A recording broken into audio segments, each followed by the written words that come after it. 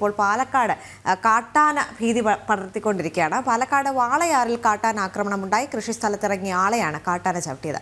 പരിക്കേറ്റ വാളയാർ സ്വദേശി വിജയനെ ആശുപത്രിയിൽ പ്രവേശിപ്പിച്ചു. അരുൺ ആലത്തൂർ ചേരുന്നുണ്ട്. അരുൺ, ഒരു ഇടവേളയ്ക്ക് ശേഷം വീണ്ടും പാലക്കാട് കാട്ടാന ആക്രമണം ഉണ്ടായിരിക്കുകയാണ്. പാലക്കാട് മുൻപും കഴിഞ്ഞ കുറച്ച് ദിവസങ്ങളായി കാട്ടാന ആക്രമണങ്ങൾ വിവിധയിടങ്ങളിൽ റിപ്പോർട്ട് ചെയ്യുന്ന ഒരു സാഹചര്യം കൂടിയുണ്ടായിരുന്നു. അവിടെയുള്ള ജനങ്ങളെല്ലാം വലിയ പ്രതിഷേധങ്ങളിലേക്ക് കടക്കുന്ന ഒരു സാഹചര്യം. പക്ഷേ അതിനൊന്നും ഒരു നടപടികളും സ്വീകരിച്ചിട്ടില്ല എന്ന് സൂചിപ്പിക്കുന്ന തരത്തിലേക്ക് തന്നെയല്ലേ ഇന്നും ഇത്തരത്തിലൊരു കാട്ടാന ആക്രമണം അവിടെ നിന്ന് റിപ്പോർട്ട് ചെയ്യുന്നത്?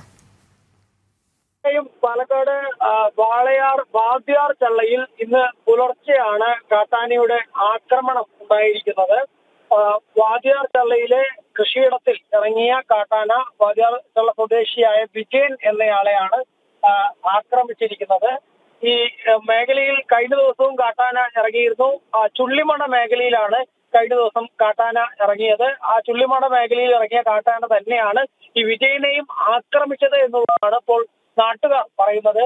ചുള്ളിമടയിൽ ഇറങ്ങിയ ആന വ്യാപകമായിട്ട് കൃഷി നശിപ്പിച്ചിരുന്നു. നേരം പുലർന്നപ്പോഴും ഈ ആന നെൽകൃഷി ഉൾപ്പെടെ വ്യാപകമായി നശിപ്പിച്ചുകൊണ്ടിരിക്കുകയായിരുന്നു. പിന്നീട് നാട്ടുകാർ പടക്കം പൊട്ടിച്ചും ബഹളം വെച്ചും ഒക്കെ ഏറെ നേരം ശ്രമിച്ചതിനെ തുടർന്നാണ് ആന കാട് കയറിയത്.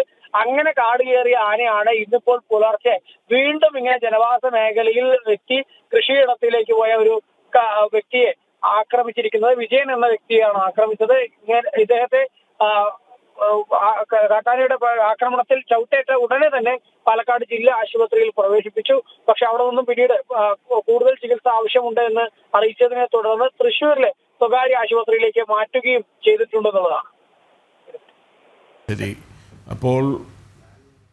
അതെ, സംസ്ഥാനത്ത് വിവിധയിടങ്ങളിൽ ഇത്തരത്തിൽ വന്യമൃഗശല്യം രൂക്ഷമായിക്കൊണ്ടിരിക്കുന്ന ഒരു സാഹചര്യമുണ്ട്. പക്ഷെ അതിൽ യാതൊരു നടപടികളും ഉണ്ടാകുന്നില്ല. കഴിഞ്ഞ ദിവസം ഇത്രയും വലിയൊരു ജനരോഷം ഉണ്ടായപ്പോൾ മാത്രമാണ് വയനാട്ടിൽ ഇത്തരത്തിൽ പെട്ടെന്ന് ഒരു നടപടികളിലേക്ക് കടന്നതെങ്കിലും നാട്ടുകാർ ആശുപത്രിയിലെത്തിയ കളക്ടറോട് ആവശ്യപ്പെട്ടിട്ടുണ്ട്. തങ്ങൾക്ക് നൽകിയ വാഗ്ദാനങ്ങളെല്ലാം രേഖാമൂലം ഞങ്ങൾക്ക് ഒപ്പിട്ട് നൽകണം.